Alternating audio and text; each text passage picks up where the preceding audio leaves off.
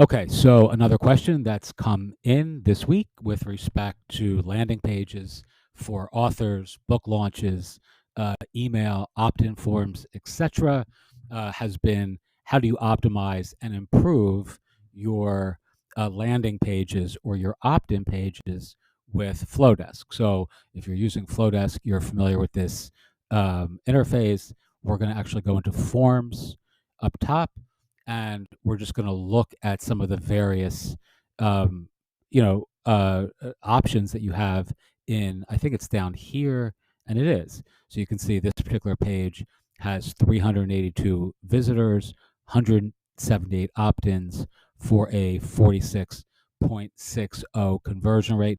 That's actually really, really good for me anyway. It's for one of these empathic communities that we're running on Mindful Marketplace. We actually promote a couple different products, which I've covered before, to this community. Some convert well, some don't.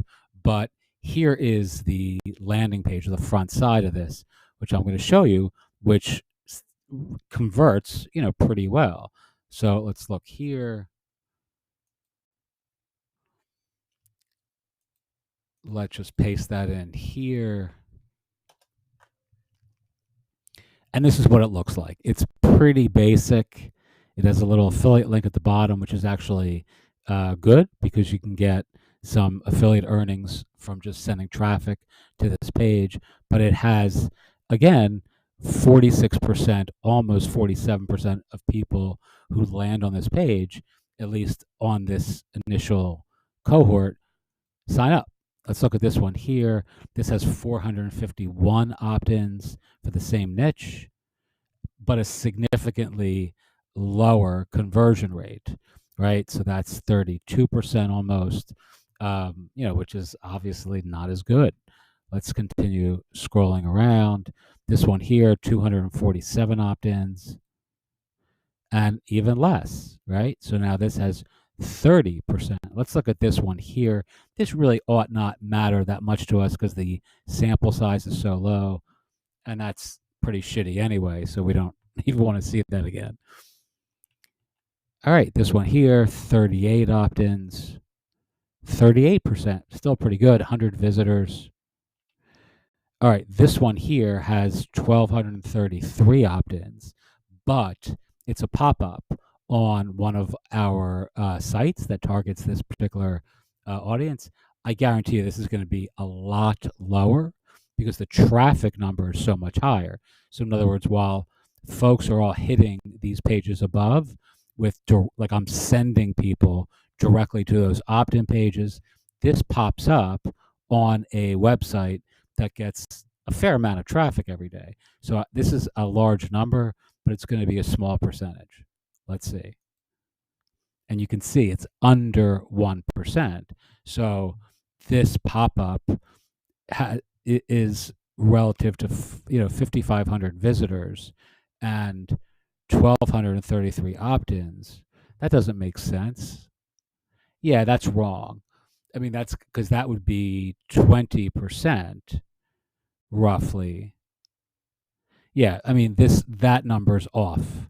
So they're just not measuring the traffic properly. It's probably, I'm not that great at math, but it's probably, 100 times that number or 20 times that number or whatever to get that conversion percentage. Let's go to the next page.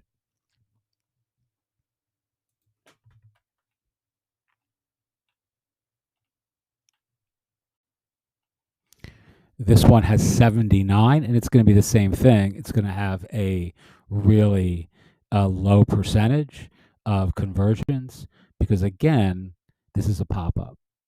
And it does also under 1%. And that actually feels a little bit closer to like the right mathematical equation. Although, again, I'm a dum dum when it comes to math. My brain hurts right now, so I don't want to think about it. All right, so let's go back to forms. And essentially, a really like simple rule is just if this is converting, if all things are equal, and this is converting the best. I don't like the way this looks necessarily, but it's certainly appealing to folks who are signing up. It's short, it's succinct, and it's converting well. So what I would do here is just create a different version of this and maybe try some different, text, some different, content. I mean, this is pretty Spartan as it is. It's pretty sparse. There's really not much here. It says quotes, quizzes, workbooks, and community resources for highly sensitive people. And then there's just take the quiz and then a picture. So there's really not that much to change, but you can change. Like what I would tell a client to do is maybe change the button to the headline. So it would be, take the quiz would be here, and then it would say this here, and then maybe in the button would say 21 signs you're an empath or something along those lines. So the nice thing about Flodesk is you can keep on iterating and improving this. You can duplicate this very quickly, just like that. So now you have a brand new version of this landing page that I can make some simple edits to right here, and right here. I could also change the picture, which I don't love. And we could see, how much better or worse that next iteration converted. Okie doke. Flowdesk is awesome if you're an author, if you're a teacher, if you are a list builder or community builder of some type. And it's really my favorite email marketing platform. I've used many of them. It's affordable.